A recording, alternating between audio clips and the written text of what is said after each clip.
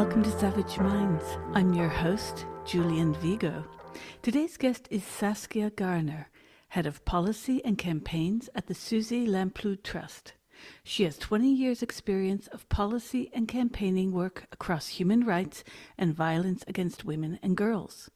Her work covers research and policy advocacy across stalking, harassment, online harms, bystander intervention, and workplace safety.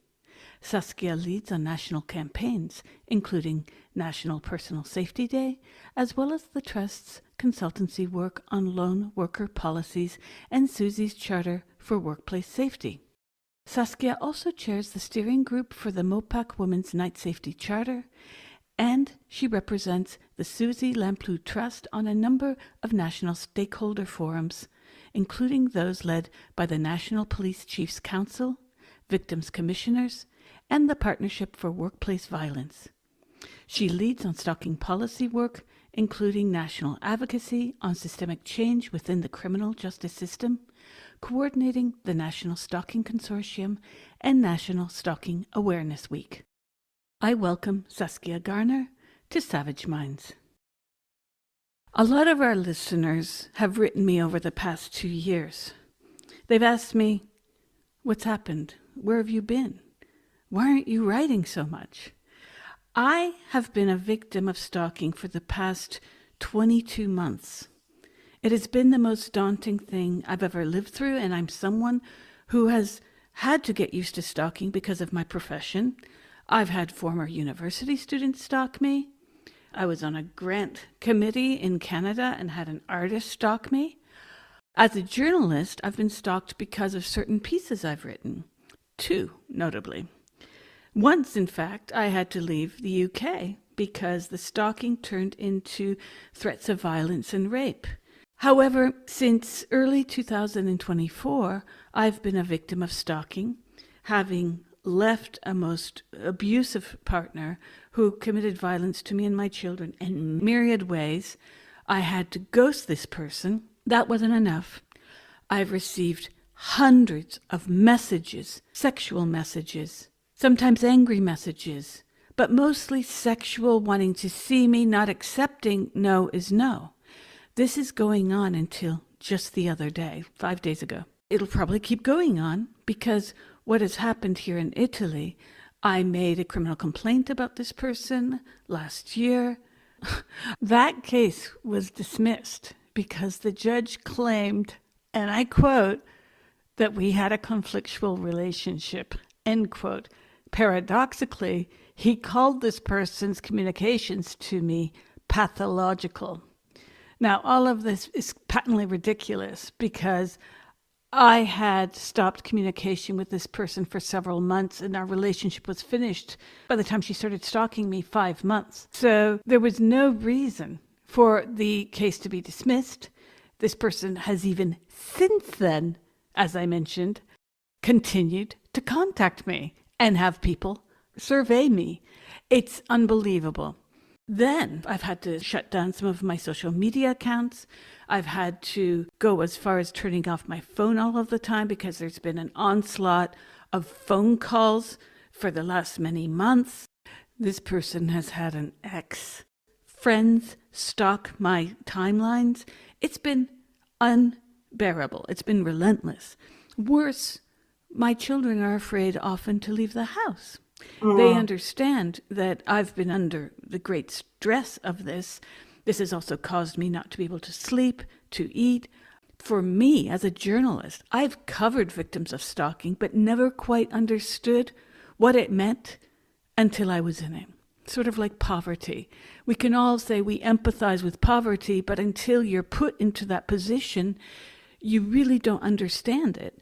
The strange thing about this case that I've been the victim of is that this person has tried to, in addition to stalking me, went to the police during the lead up to our divorce to try and extort money from me. She basically darvoed everything she had done to me within our relationship on top of accusing me of stalking her while stalking me. Again, this won't surprise you because I'm sure this is par for the course. Or, as the police told me here, maybe she just misses you. So it's couched in this other romantic subgenre that I have not opened the door to. Leave me alone. This person disgusts me. And she does not understand it. And what's worse, very different from the romanticization that we see in films, is when these people write or send sexual photos, as I have been the victim of, they don't understand that every single thing they're doing is frightening because it mismatches with the messages you're sending. Leave me alone. Or in my case, just ignoring her. It doesn't work. So the more romantic, it's actually the creepier. It's not more romantic for us on the receiving end. I don't know if it's a psychological problem, if this is a psychiatric problem, but the fixation with me actually it was so grave that you just give up. You don't know what to do. And ignoring this person for 22 months has not worked.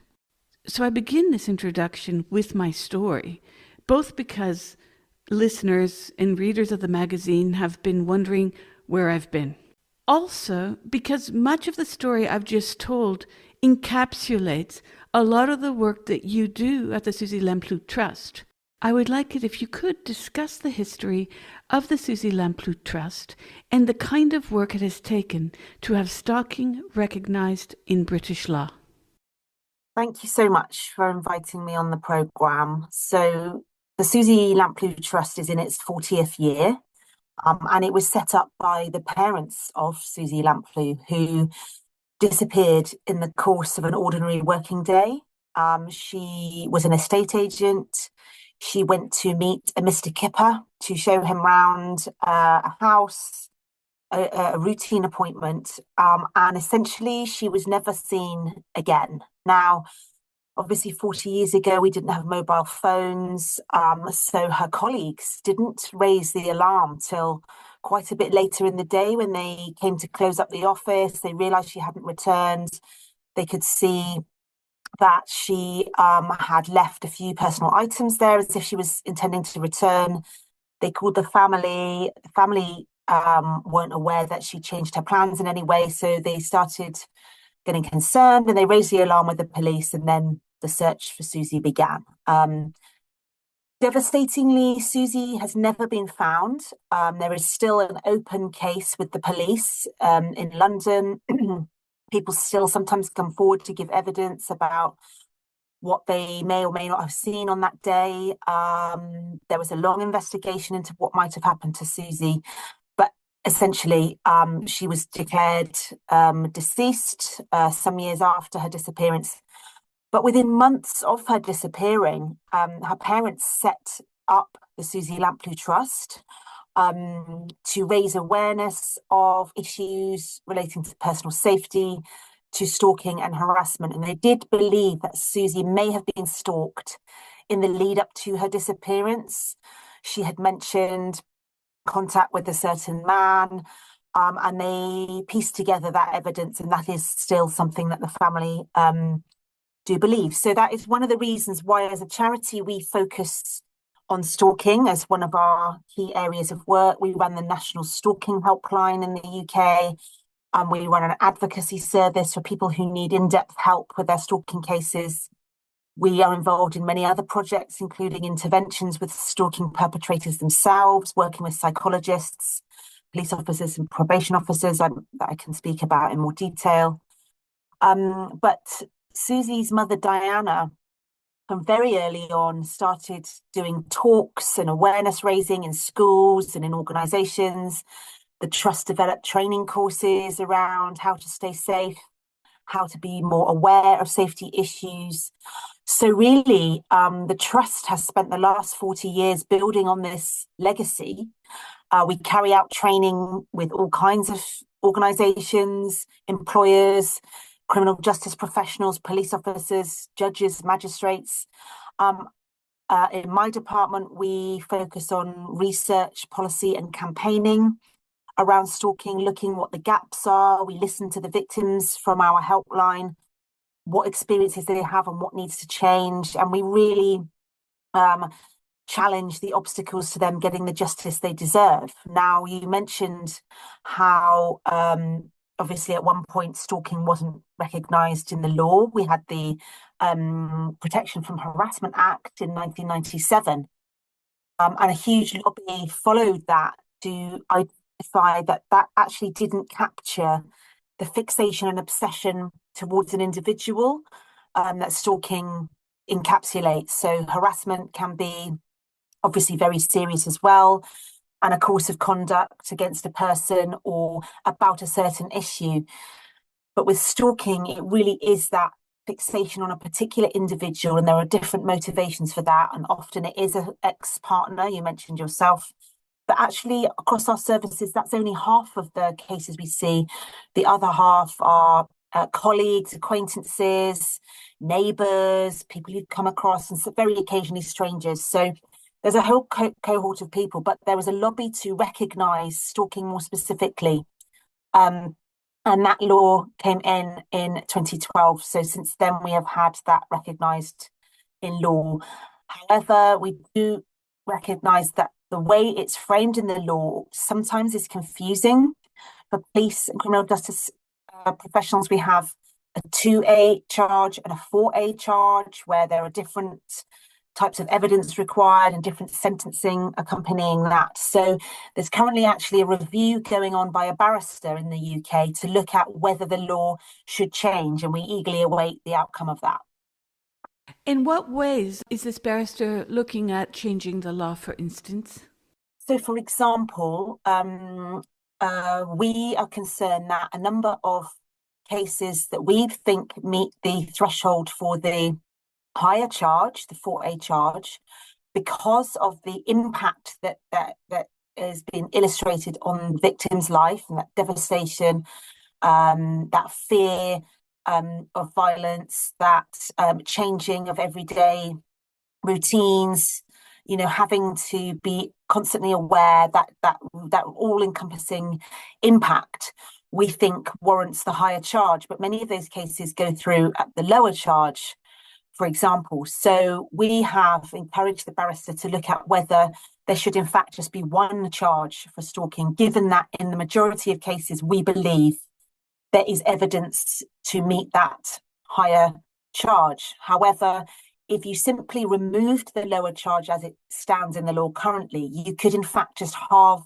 the conviction rate, because what's happening is often police or the Crown Prosecution Service aren't collecting the evidence properly, or they're not using the information they have to evidence that impact and that evidence for the higher charge. So it could be that a different framing of the law could better represent the damage that is caused to victims. I'm looking at the Section 2A charge. It's a demotion from the 4A, but it could be stalking or harassment. So it seems like they would not be incarcerated. Well, that's exactly what the confusion is, because you have the 2 charge and the 2A charge and the differentiation between harassment and stalking.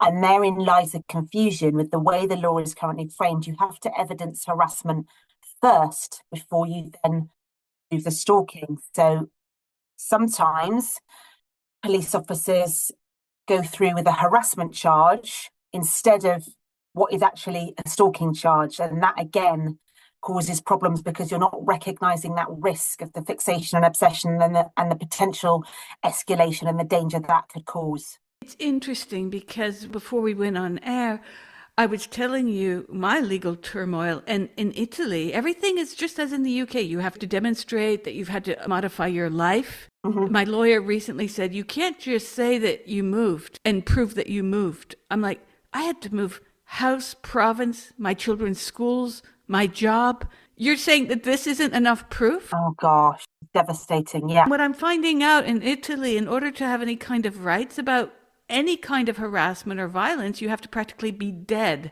I'm slightly exaggerating, but not by much. For instance, this person has been stalking me until 5 days ago. I get messages that are extremely sexual. I dreamt of you. Oh my God. Now, to the police, they read it and they're like, well, she's not threatening to kill you. That is not a calming thing to say to me, because when you receive 600 messages like this in 2 years' time, and it's been ongoing. It's the exact opposite, right? And so someone sending you a message saying, I dreamt of you last night, is just as horrifying as I want to chop you into little bits. I'm sorry, but it's horrible when you realize that you are the fixation of someone who is refusing to let go. So you mentioned that half the cases were of exes, and then the other half colleagues, complete strangers, perhaps even neighbors. Has there been any kind of research done about this that will help the police know how to react so that they're not telling someone like me, she just misses you? Well, we chair the National Stalking Consortium, which consists of 21 specialist stalking frontline services, specialist academics, and persons with lived experience of stalking who've become experts in their own right through research and campaigning themselves. And 3 years ago, we wrote what is called a super complaint. Now, a super complaint is a report about a systemic problem with the police response to a crime in the UK. And you can only submit one if you are an organisation that represents a large number of victims, which we do. We speak to thousands of victims on our own helpline every year. So we, in collaboration with the Stalking Consortium, gathered a huge amount of evidence about exactly what you've described, that lack of identification and recognition of a range of stalking behaviours that cause devastation and psychological damage. And exactly as you said, sometimes what happens is if there is no immediate physical overt threat, which doesn't mean that the victim doesn't feel threatened, but if it's not written down in a way that suggests that they are under immediate attack, then sometimes police officers downplay the risk, and they don't understand that an escalation of online communications, exactly as you've described, albeit framed in the context of either an existing or previous relationship, I'm in love with you, I miss you, we need to be together, we're meant to be together, any iteration of any of that kind of, essentially, you don't understand, but we are meant to be together and that's what's going to happen. Those kinds of framing of the obsession can be misunderstood. And we tried to outline in our super complaint report a number of cases where there wasn't necessarily an overt threat of violence, but the kinds of communication, the unwanted nature, the repeated nature, the extreme nature, the amount of time that the stalker is pursuing that victim is all indicative of a dangerous and escalating pattern of behaviour, which unfortunately we know can escalate into serious violence if it isn't tackled in that earliest stage. So I completely agree that this is a serious problem, but we hope that our report that the investigating committee then spent 2 years looking at, they looked at every single police force in the UK, they did deep dive into certain case files, they interviewed police officers in every single force.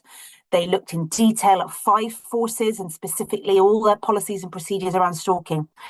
That report was published a year ago, and there are 29 recommendations in there for every single police force, for the Home Office, Crown Prosecution, a number of other statutory bodies. And we, as a charity, will continue to ensure that those recommendations are implemented and reported on publicly so that the police response to victims improves, and we don't see, sadly, what you've experienced in Italy, but many people experience in the UK, which is a lack of recognition of that impact and that risk. It's phenomenal because I'd been stalked, but it was really easy compared. I mean, it was frightening at the time, but it's very different when it's someone you know, because you're having to come to terms with the fact that someone you once knew and loved is not who you thought they were.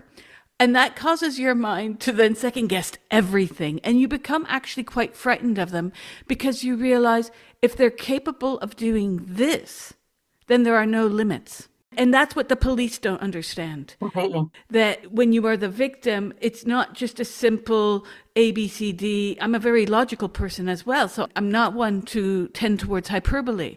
Once, when I was living in London, I published a piece that outraged a certain group of people, death threats. I had to leave the country for a few months, but that was even easier than this. This was around the Caroline Criado Perez banknote with Jane Austen on it scandal. Yeah. It was all in that time frame. The Met called me up and said, Dr. Vigo, you can come back now. They've put a button on Twitter. Well, it didn't help my case, but at least they were making advances towards the reporting mechanism, which, okay, great. That's a step in the right direction. But when I started to learn about stalking, even before I experienced this last episode that's gone on way too long, there are some high profile cases in the UK.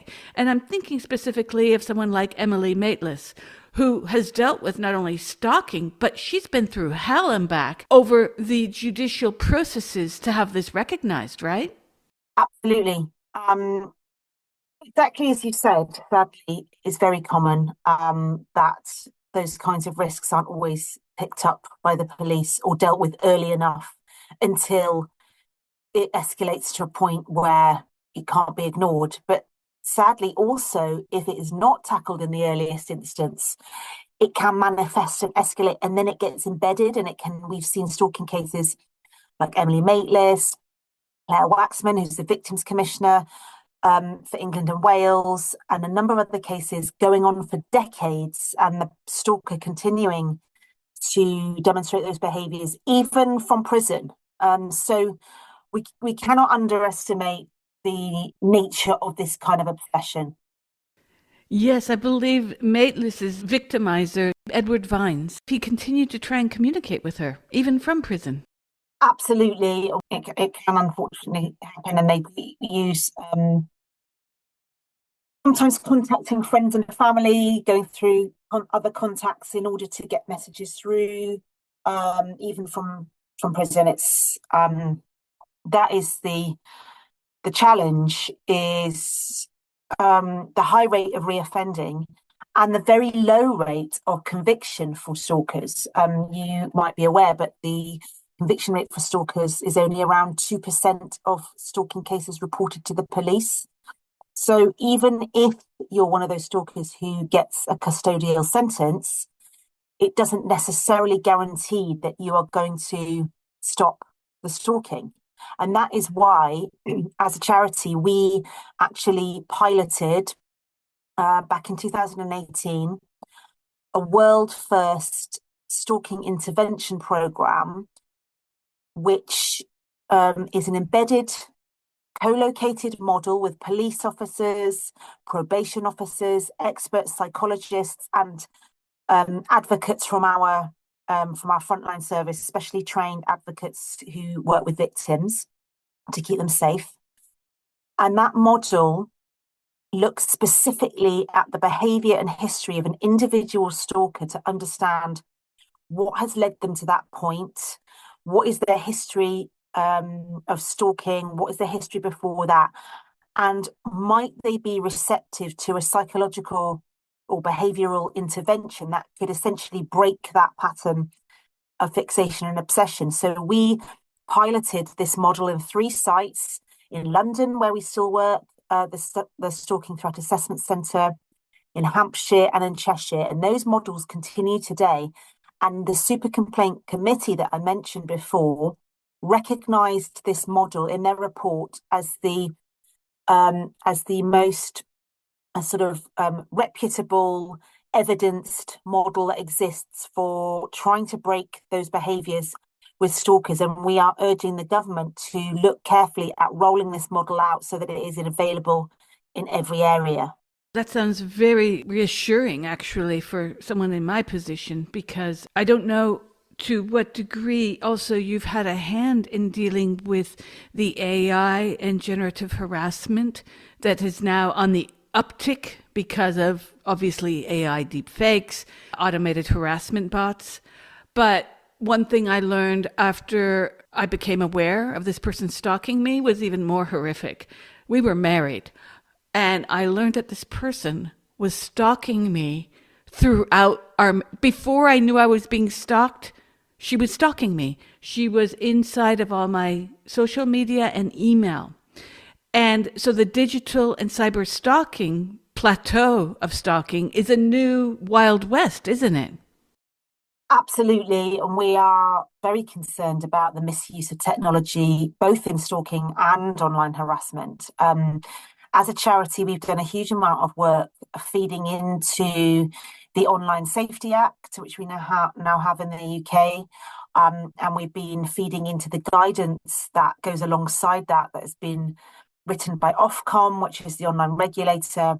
And we fed into that guidance around violence against women and girls online to emphasize that it's not necessarily illegal content, which of course is also a concern, but with stalking, it can be legal content, but it's the use of the repetitive nature, the persistent use of technology in contacting someone, and of course, in some cases, unauthorized, non-consensual images, and using AI to pursue someone in a non-consensual way as well. So there's a whole range of behaviours in there that that stalkers can use to exert that control and that intimidation and demonstrate that fixation on the victim. And it's extremely worrying that there are so many examples of this being used, which far disproportionately affect women and girls. And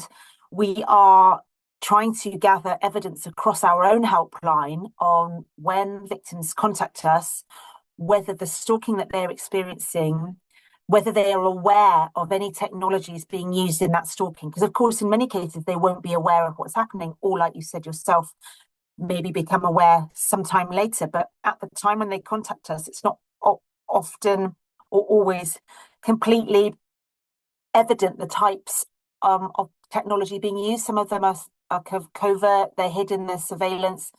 And as you say, if the stalking follows some kind of relationship, then whilst in the relationship, the now perpetrator may still have access to a number of accounts. They could be home technologies, the Internet of Things, kind of home network connected technologies like Alexas or controlling heating or sound systems and all those things. And it is common that post relationship, after that separation, and if the stalking then begins, that person in some cases still has access to those technologies, and they can use them against the victim who's still in that potentially house, or certainly using those accounts. And so it becomes very blurry, and platforms aren't always, and companies aren't always quick to respond and support victims. If there's a dispute about who should have access to an account, particularly if there are two names on there, or it was, paid for from a joint account, there's a lot of complications and obstacles sometimes to unconnecting some of those technologies that were being used whilst in a relationship, in addition to the technologies that can be used by stalkers post-separation, new types of technologies, the use of surveillance, hacking and tracking, sometimes even physical tracking devices like Apple AirTags or car trackers, you name it. Across the spectrum of stalking cases that we look at, there are a number of examples of different types of technologies being used. And of course, most commonly is the use of social media, which we're all on, in our lives every day. And so essentially that person can stalk you through your phone, which is in your pocket day and night. So it's that feeling of the boundaries have gone. That person has found a way into your digital life, often in addition to your physical life. And it's very hard to separate yourself from that feeling of hypervigilance, It is really something that haunts me. Even now that we're talking about it, I get goosebumps because something was wrong with my Twitter account one day. I go in to see if I was connected properly. So I went into the settings, and that's when I found out. You can see the last 10 entries into Twitter, Facebook, all the social media companies have a way of your verifying if that's your IP address, and many of them will show you your device. It showed a device that was not mine. This is definitely not mine. In fact, Right. I knew it was that of my wife's. And I sent her a message and I said, can you please stop entering into my social media accounts? Ironically, when she went to harass me further, going to ask for this warning to the police, accusing me of stalking her while she was stalking me, she said that that message to her was demonstrative that I was geolocalizing her, which is sort of funny because the police here, I guess they don't know the law well enough, and her lawyer certainly didn't. Right. She geolocalized herself by illegally entering into my account. Furthermore, I found out she had entered into my Telegram account, and that's a very specific thing to do because you have to physically take my telephone to enter those 6 numbers that Telegram sends you on an SMS in order to do it, or to have already hacked into my telephone, Right. which we don't know. And it's also, I'm sorry, but it's like a thriller film at a certain point, but you are the star. It's not a comfortable feeling. This person was publishing photos of my children, and I had to get the judge to ask that stop. But it's like everything, like the children part was easy because of their being minors. But everything that has to do with me was dismissed, just like I said earlier about the case being dismissed because of our allegedly having a conflictual relationship. I was like, we didn't have a relationship. This happened post. Yes. And this is the problem. It's like the laws from the 80s that came into existence, like it's illegal for a man to rape his wife. Those laws came into existence in the UK, I think 1979, in the US 1984, because before that, it was like, but you're married. No such thing as rape. It's like, Yeah. essentially, this person stalked me throughout our marriage. And that is the most freaky thing, because I'm sure you've had people at your charity who have just discovered Yeah. that it went on far longer than they realized. And it's very hard to come away from. Yes. Yes. Well, this is what we as a charity work to have recognised, that devastating impact. And, you know, we continue to campaign for that. But we find that because the stalking generally is looked at in a either post-separation context or where it hasn't been connected to a relationship, obviously, an initiation of those behaviours without any prior relationship, we struggle to get that fixation and obsession recognised to the extent that other behaviours like domestic abuse and coercive control are currently recognised. And of course, we absolutely want and see the devastating impact of all of those crimes. But what we feel is there's something about that separation from a relationship, which I think some people believe means there is less of a risk, or certainly a physical risk, can lead to a deprioritization of stalking and the risks associated with it. Could you talk about the difference between stalking and harassment? Because as you noted, with the way it's assigned by the police, similar to here, yet there's such a fine line, and one can implicate the other, of course. Could you describe the difference? Well, it's not defined in law, and this is the source of the problem, because there are so many overlaps between the course of conduct, the types of behaviour, and that is what the barrister is currently trying to look at with the current framing of the law, as to whether this could in any way be better described or differentiated. We actually carried out some research with some expert psychologists trying to see if there were distinct sort of differences and lists that you could use to define one from another. And we found it extremely difficult, because sometimes stalkers will use a mixture of those behaviours at different times throughout that course of conduct. So there is no definitive way to clearly differentiate the two, and it's certainly not defined in law.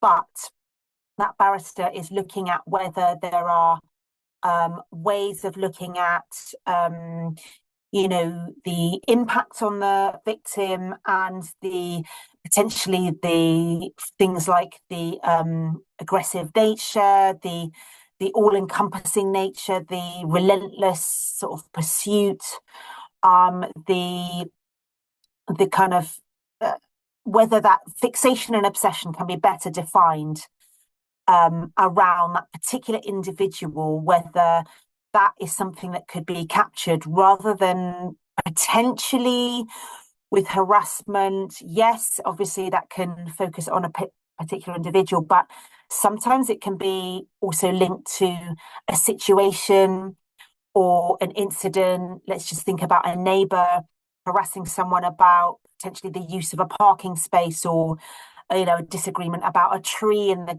over the garden.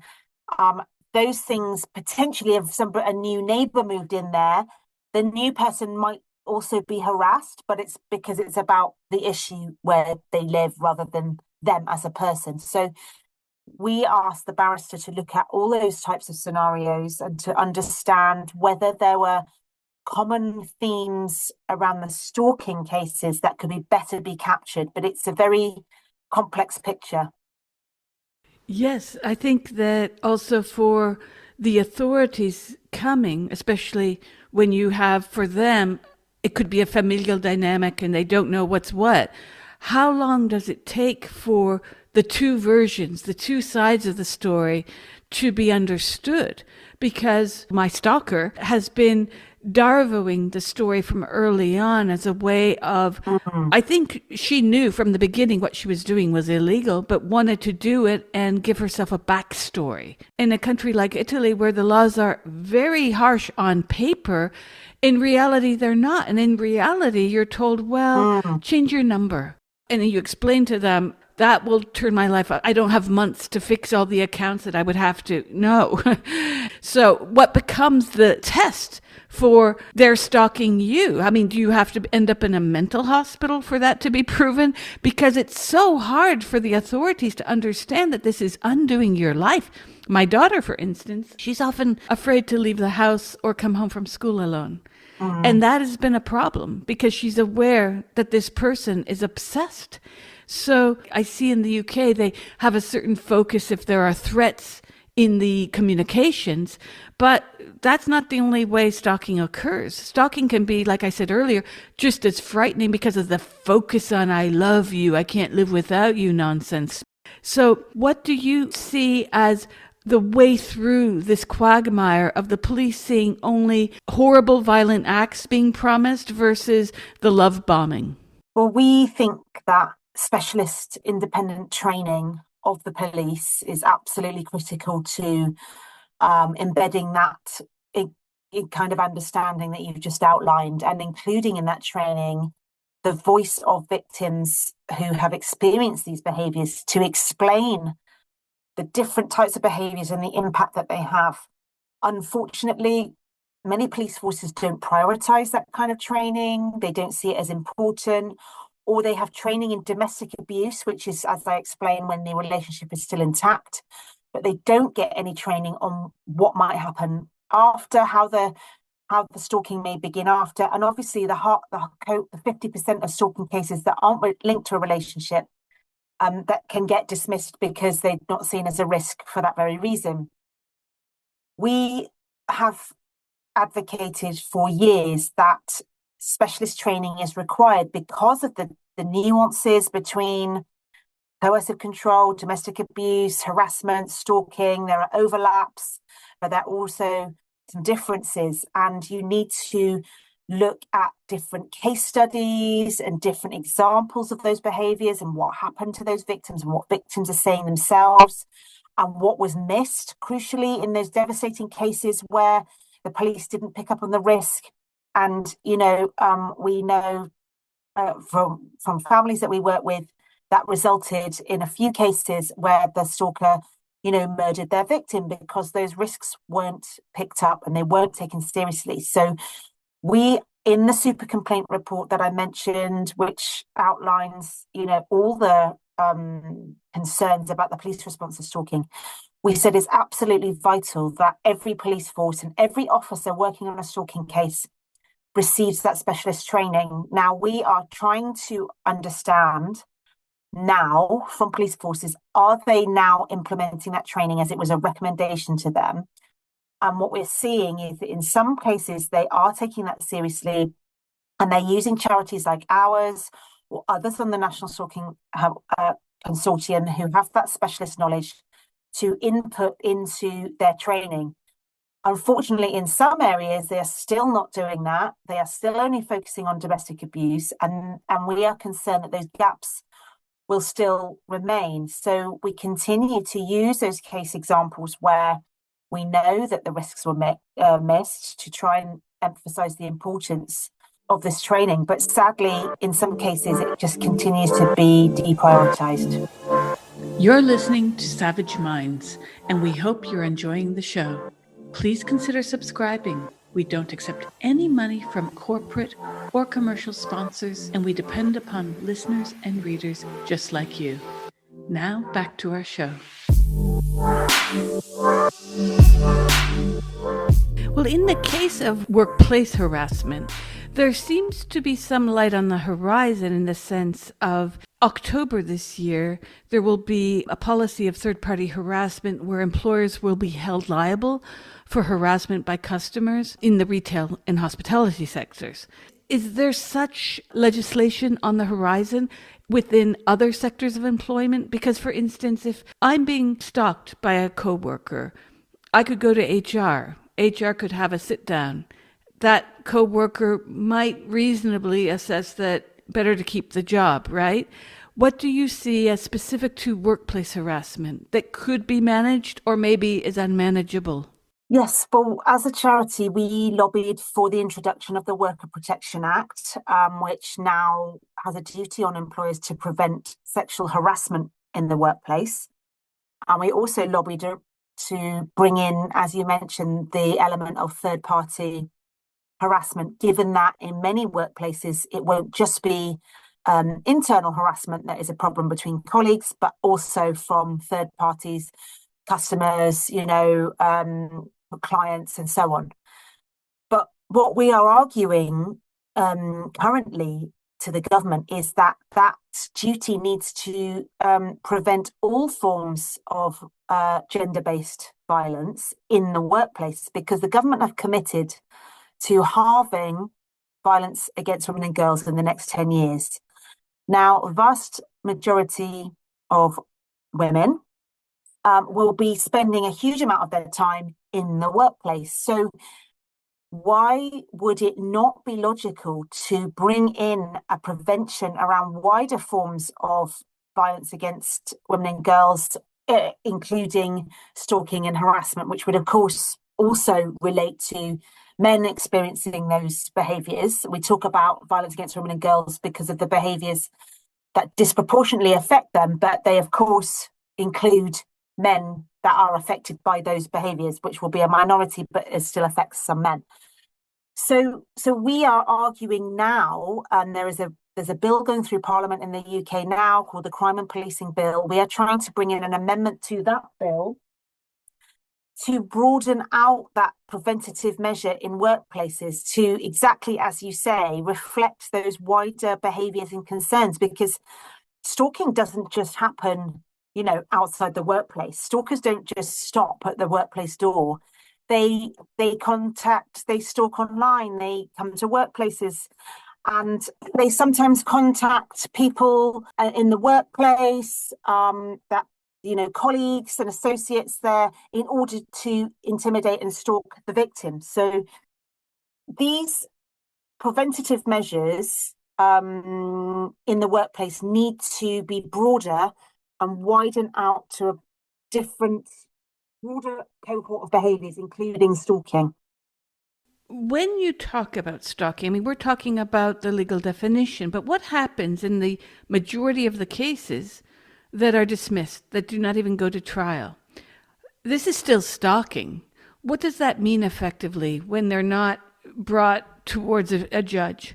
Does that mean that the victim can no longer say that he or she was stalked?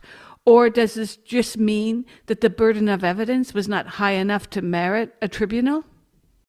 Yes, unfortunately, as I said, the conviction rate is around 2%. So there's a huge number of cases, well, that get reported to the police, but then, of course, a cohort of them don't go through to being charged, and then another cohort of them don't go on to be convicted.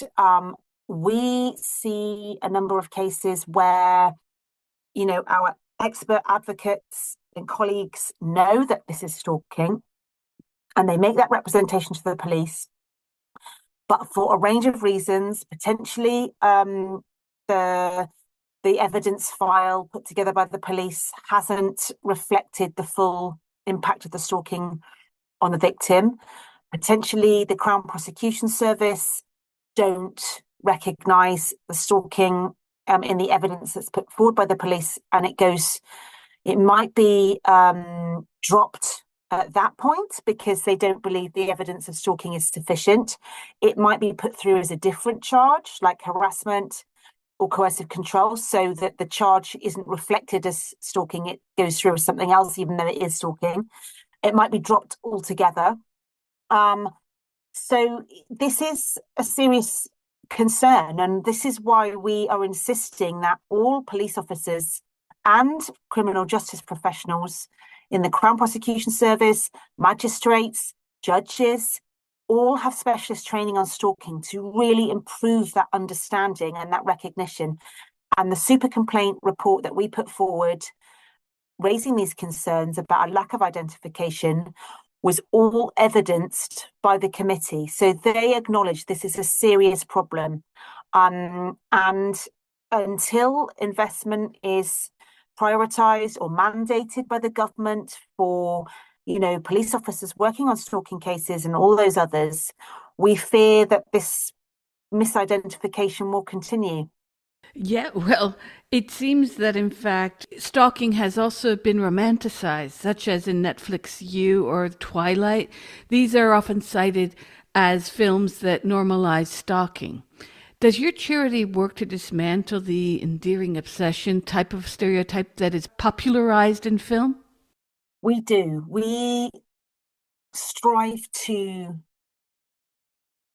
demonstrate devastating impact and the dangers of romanticizing or making it in some way an amusing joke. I mean, sometimes we see, Valentine's cards saying, I love you so much, I'm your stalker, any kind of iteration or undermining of what is essentially a crime.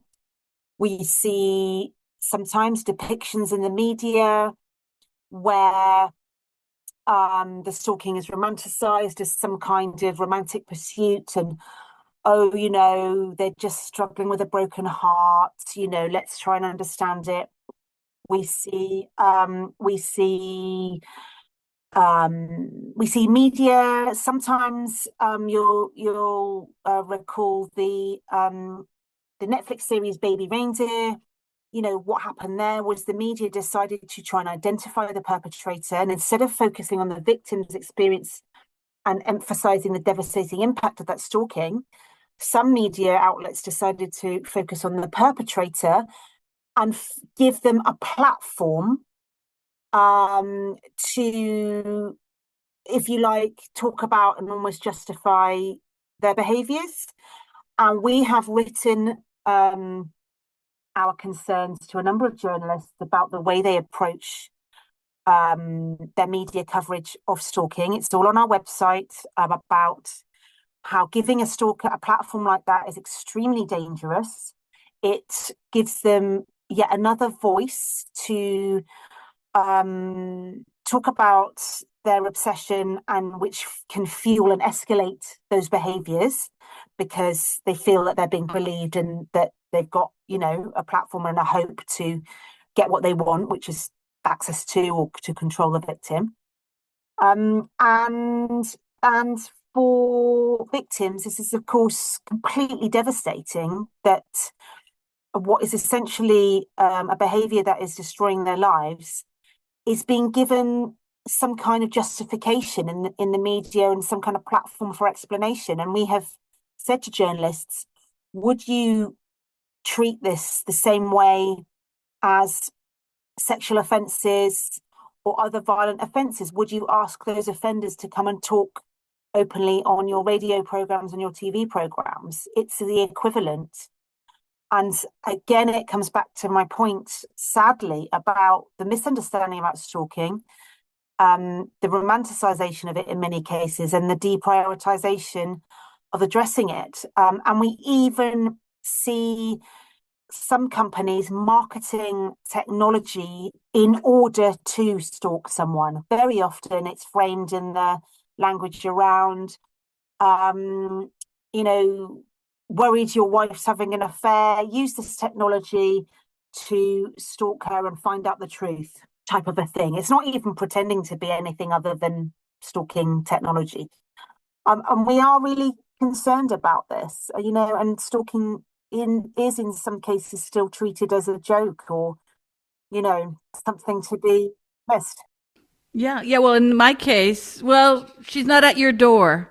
It's like, no, no, I just get sexual images every 2 days or sometimes 12 times a day. No. It's not a relief. And this brings me to my next question in terms of the differences between cyber stalking back in the day, pre-social media, and today. And I ask you this because there was a landmark study published in the British Journal of Criminology in last July, which found that reported cyber stalking in England and Wales surged by 70% between 2012 and 2020, significantly outpacing the 15% rise in physical stalking, meaning that there seems to be much more cyber stalking going on today, which then, of course, I can just see our local police officers saying, well, we're overwhelmed with these cyber stalking cases. Those of us who've worked in the field as a journalist, we've watched it.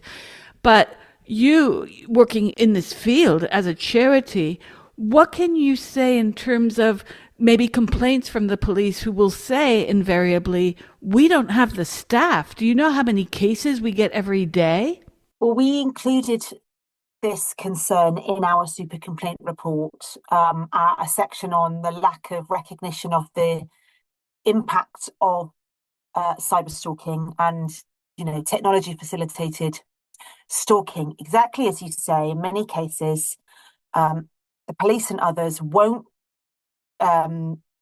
recognize a serious risk unless there is some kind of physical threat or physical presence.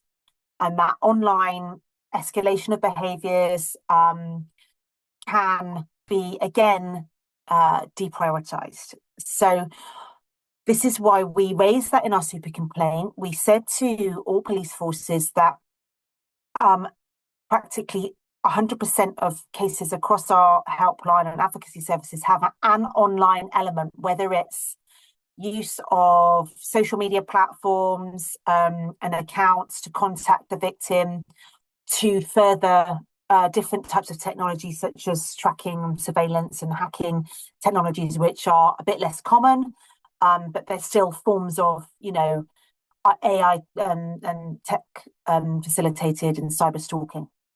And we continue to present cases to the police where those kinds of behaviours have escalated and very often do then result in physical violence. The two cannot be separated. And so, again, when we've been lobbying around the Online Safety Act in the UK, we've been really striving to demonstrate that stalking and harassment have to have the same level of scrutiny and recognition across platforms as the the more overt illegal content such as non-consensual images and pornography and misogynistic content and so on, because it's that course of conduct and it's that pattern of behavior, and sometimes even we know of cases where a stalker has been convicted, so the stalking has been recognised, including the elements of cyber stalking, but that content online on those platforms still hasn't been removed. And so there is still a gap and a concern between what is being recognised as stalking, what is part of a criminal case, but actually the reality of removing that content, you know, the police are struggling to keep up in many cases, I would say, and recognise that content and also remove it and ensure that platforms are removing it. Now, we believe that the guidance, the VOG guidance that Ofcom has produced alongside the Online Safety Act is too weak. It is guidance and it can be ignored by platforms. And our fear is that, and we are trying to evidence across our services over the coming months how these different platforms are still being involved in stalking and how those perpetrators are using technology as part of their stalking to demonstrate that guidance is insufficient, and what we need is a stronger code of conduct where platforms have to abide by it and they can be held more accountable for not following it.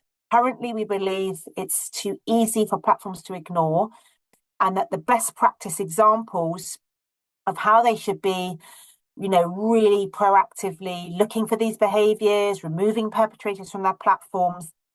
It's early days and we are yet to see whether the current drafting of that guidance is sufficient to prevent stalking and harassment specifically. Well, this month begins the new law that's now criminalized the creation of deepfakes. Deepfakes have been very much linked to stalking.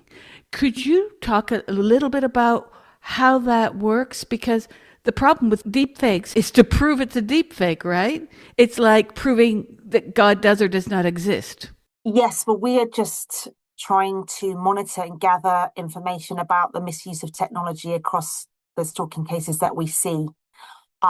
So we will continue to try and understand how that is manifesting, and in those cases, whether people have been successful in having those deep fakes identified and removed is something we're really concerned about, and we are working to understand the bigger picture of how it's playing a part in stalking and what the response currently is. And we're working with other organisations across the sector, trying to gather that data, not just on stalking, but on other crimes, including domestic abuse and a whole cohort of different types of behaviours, how deep fakes and other forms of AI and misuse of AI are being used in those patterns. So it's something we are collecting evidence around, and we want to present that when we have that body of evidence to show how these platforms are being misused, not just with the content that's being put on them,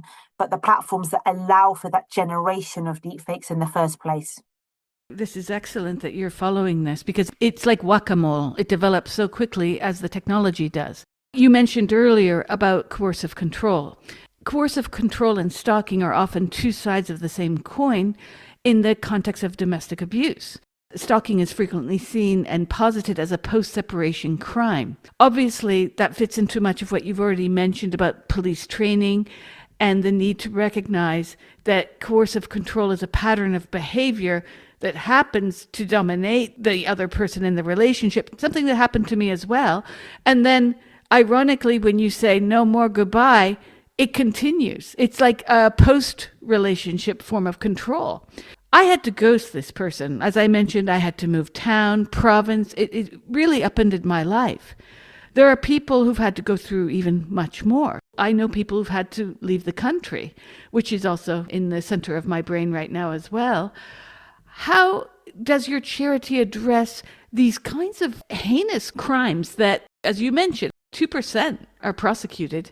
How does your charity address the victims of this who will never see justice in the court of law? And then, how do you handle people like in my situation, where my case breaks the stereotype because the majority of stalkers are men, and I am facing a female stalker, which leaves me a bit on the back foot because the police see two women and they're like, no big deal, nothing to see here, right?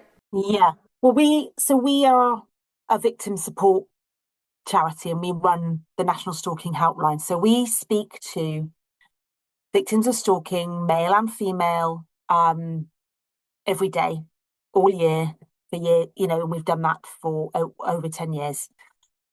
So we continue to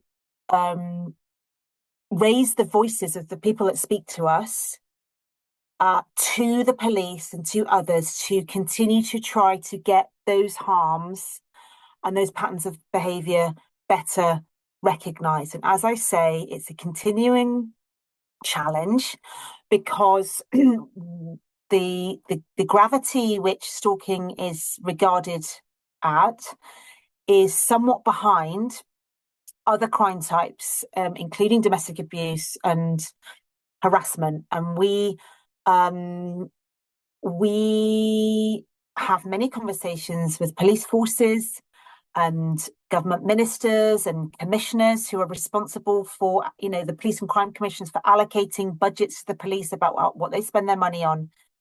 And in many cases, victims who've come through our services say they want to speak to these decision makers themselves. So when it's safe to do so, we work with people with lived experience to raise those voices, to try and bring a human element to what those people have experienced and try and influence the outcomes. And what we say is, it doesn't matter if the stalking followed a relationship. It doesn't matter if you are male or female experiencing that, or if your stalker was a male or a female, or if it was a colleague, or if it was an ex-partner, or whoever it is. It's all devastating. It all has an absolutely incredible, impact on that person's life. The risks are very high and can escalate very quickly. And we always talk about all those forms of stalking together, not differentiating between whether there was a relationship previously or not, because there are many cases where stalking wasn't preceded by a relationship. In one case in the UK, Gracie Spinks was a young woman. She was stalked by a colleague at work. They never had a relationship. This person became obsessed with her. He was watching her at work. He was using CCTV to monitor her. He even asked colleagues at work what she was doing and where she was going. The red flags were very clear, and it transpired that there had been many complaints about him previously, not only to that employer, the same employer, but at previous workplaces. So he had a pattern of behaviour. And even despite all that, the police failed to make sufficient inquiries in her workplace. They failed to pick up the risk of his escalating behaviour. And that resulted in Gracie being stabbed to death by her stalker when she was visiting her horse, who she was completely devoted to, and she used to visit it in this field every day. And he knew that, and he knew where to find her. And she'd even seen him waiting there previously another time and reported that to the police. So that is a clear example where, because, he wasn't threatening her overtly and saying, I am going to attack you, which obviously many people don't do. They don't say it overtly. We can clearly see there that those escalating behaviours, both online and in person, were completely missed and completely dismissed by the police. And those are the kinds of devastating stories that we continue to highlight, to try and raise the awareness and improve the training and understanding by police. I mean, we understand that police have to, respond to a huge number of crimes every day. A frontline officer could be asked to attend a crime ranging from, shoplifting to criminal damage to, malicious communications to burglary to domestic abuse. There's no knowing what they will have to deal with in a day, and we totally understand the challenge. But let's ensure that officers at least have a basic training around differentiating stalking from harassment, from other types of from abuse, and that investigators and detectives have the more in-depth training, so that when they're on these cases, they start to look for the red flags, the gaps in information, What is it that could be risky about this behavior? How much time is that stalker spending? How many different accounts are they creating to pursue this person? How many other people have they contacted? Really taking it seriously to get that picture. And that is those kinds of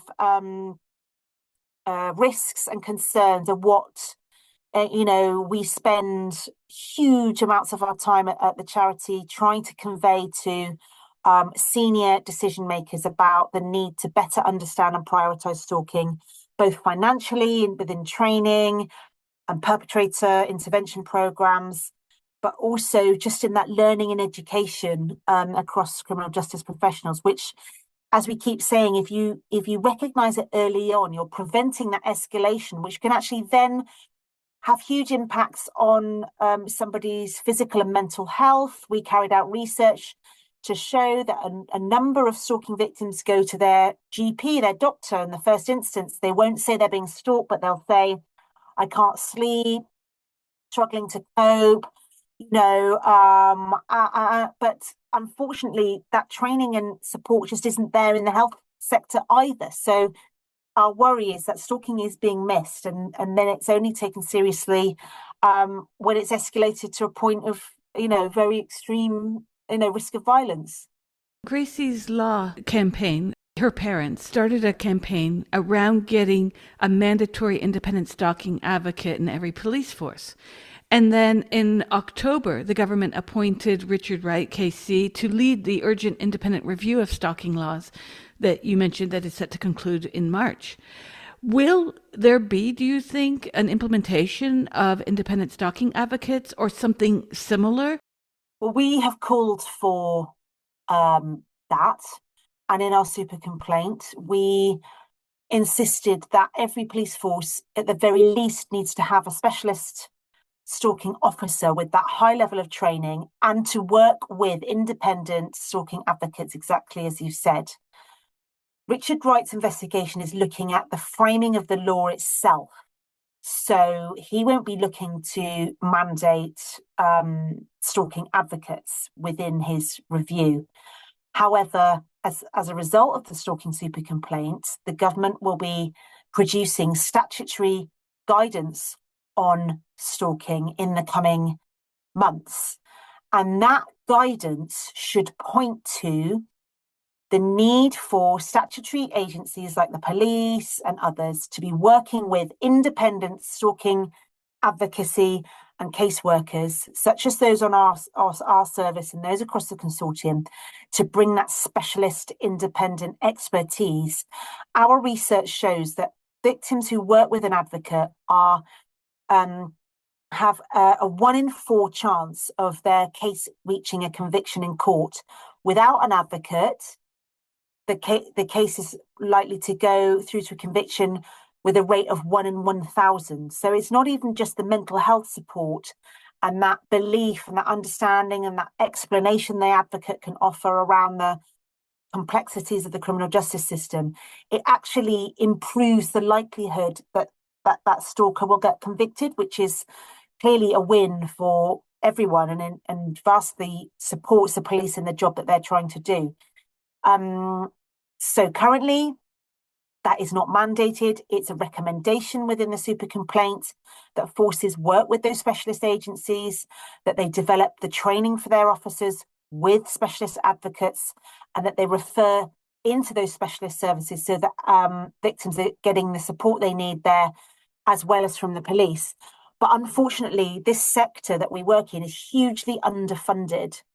And we cannot possibly respond to the demand that we have for our services, either ourselves or the other specialist stalking services across the consortium. And we urgently need ring-fenced funding for the stalking support service sector specifically, as distinct from other crime types. Otherwise, many of those pots of money will continue to prioritise support for other crimes, which are also hugely needed. There's an underfunding in general across support services, but again, stalking will continue to drop to the bottom of the list. It is infuriating what has gone on for me, and I can only imagine others facing grave bodily injury, even worse.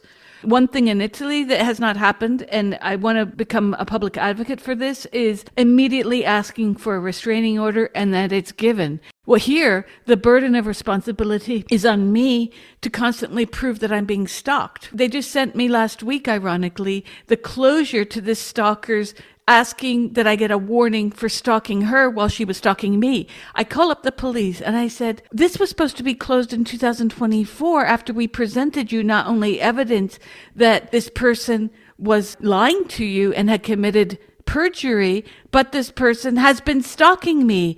And they said, well, we can't react to that. You have to make a complaint on your own. They wouldn't automatically charge this person with stalking upon the evidence we presented. Isn't that amazing? Unfortunately, it's quite common to see stalkers flip the accusations back to the victim. We see this quite a lot, particularly they go to the family courts, particularly where there are children involved and there was a prior relationship, and they continue to pursue those victims through trying to gain contact with children or with the victim through the family courts, for example. And in those kinds of situations, yes, try and create what we call a vexatious complaint, and a meaningless, an evidenceless complaint against the victim to prolong the stalking, to prolong the contact, to prolong the control. Sadly, this is something we see quite frequently from the victims of stalking that we support, with perpetrators flipping the accusations back onto the victim, often where there are children involved. They use the family courts to make a complaint against the victim, to try and accuse them of harmful behaviours. And that we see as part of a continuation of the stalking, a way of controlling, contacting, trying to manipulate, trying to gain control over the victim or the children in order to maintain that unwanted fixated behaviour.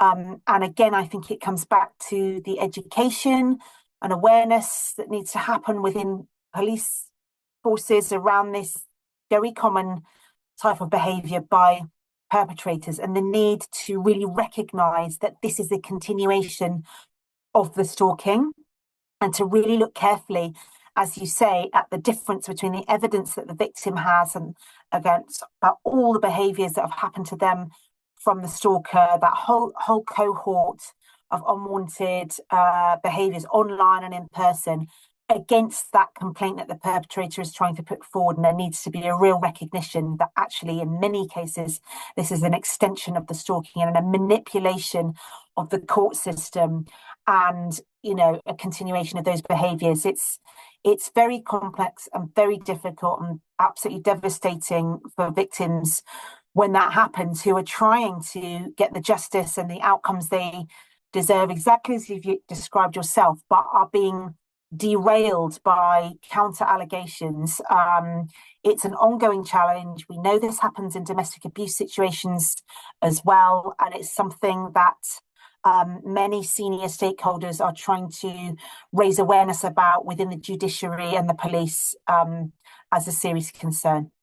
It's actually horrifying because when we had to move city and province, we're in a place where nobody knows us. So you even become acutely aware that nobody will know if this person comes to your house because you're new to everyone in your neighborhood, in your building, and etc. Right. It has been such a learning curve for me because as a scholar and a journalist, I have been in some very crazy situations working in the field. I've been on the receiving end of gunfire. I have had to escape the Russian mafia dealing in child trafficking, but nothing like that prepared me for this. This situation is off the charts. All these things you assumed, you realize, where's the end? And you realize that there is no end. Hence, in the UK, if you go to the police and say, this person is stalking me, it's only been going on for a few weeks, will the police order them to stay away from you? Or does that also have to meet a higher threshold? Well, we also included this concern in our super complaint because we know that stalking protection orders are vastly underused.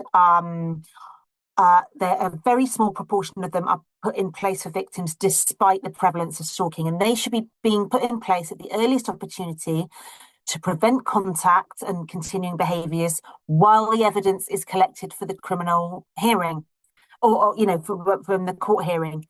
So we have raised concerns about this lack of protection for victims. Stalking protection orders, we lobbied hard for their introduction because they're very much tailored to the specific risks of stalking, and they can introduce preventative measures around communication, but they can also have positive requirements which demand certain action by the perpetrators, such as handing over their device to evidence how they've used it in the stalking, and potentially to refer them into perpetrator intervention programs which could de-escalate the behaviours. Sadly, in many cases, protective orders are not being put in place early enough. There is a huge backlog in the courts for any kind of hearings, and these applications for orders get lost in the list, and people are waiting months and if not years. We are lobbying for a stalking protection notice to be introduced, which could be put in place by a police officer for a short amount of time, let's say a few days, and then it would have to be heard in a court within a much shorter period of time to get those protections in place early on. And that's something we are really lobbying for, because those protections are just not being put in place nearly early enough.